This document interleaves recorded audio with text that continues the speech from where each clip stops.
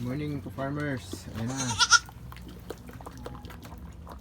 Feeds na may halong tubig, na may halong asin, na may halong Kings Vita Plus po.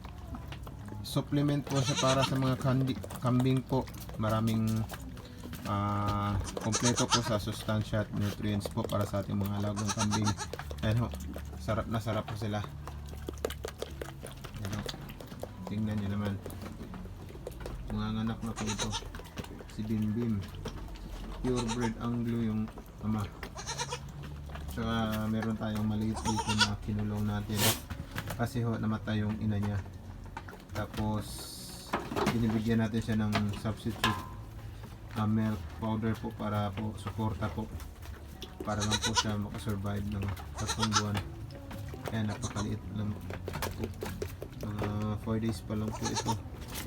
Sana po makasurvive po siya sa 3 buwan sa akin. Ito naman po ang natin mga upgraded Anglo na dyan, yung maliliit, 5 months ho. Ayan, ito yung kulungan natin, simple lang, hindi naman magara masyado. Ako lang yung gumawa nito, wala akong katulong nito. Tsaka yung konting naitira ko po, naitabi ko po sa sahod ko, ginawa ko pong pabahay ng kambing. Tsaka ito yung treatment ko, nabili ko po ito, sila upgraded Anglo Nubian F series. Yan, 13th month pay ko po ito. May nakita po tayo, hindi po naubos yung pera natin na 13th month, no? Binili natin ng hayop. Ayan, palipas oras po. Tsaka huwag tayo masyadong magmamadali sa pagpa-farming po. Lahat po ay may proseso po. Kailangan po natin magtiis sa una. Kailangan po natin sipagan na mabuti para maparami natin sila. Kailangan natin silang pakainin ng marami pa ho, para sila ay magkaanak, para sila ay dumami ho. Yan ho. Sa ngayon medyo maganda yung panahon mga farmers. Medyo mainit na po. Saka pwede ko na to sila mga pastol ho. Yan, medyo masigla sila ho pag may vitamins talaga yung pagkain. Yan, nag-aaway pa sila ho. Yan ho, yung mga updated kambing natin ngayon guys. Malusog po sila, pero minsan ho talaga hindi natin maiwasan na mamatayan tayo ng kambing, especially ho yung kapapanganak lang ho. Mahina talaga sila pag bagong panganak. Kagaya nito, ito mataba naman yung ina niya, tapos paglabas niya 2 days ago namatay yung ina niya. Hindi ko alam kung ano yung sakit ho. Yan talaga ho, biglaan ho. Ito na lang yung pag-asa ko. Sana healthy lang po yung anak niya.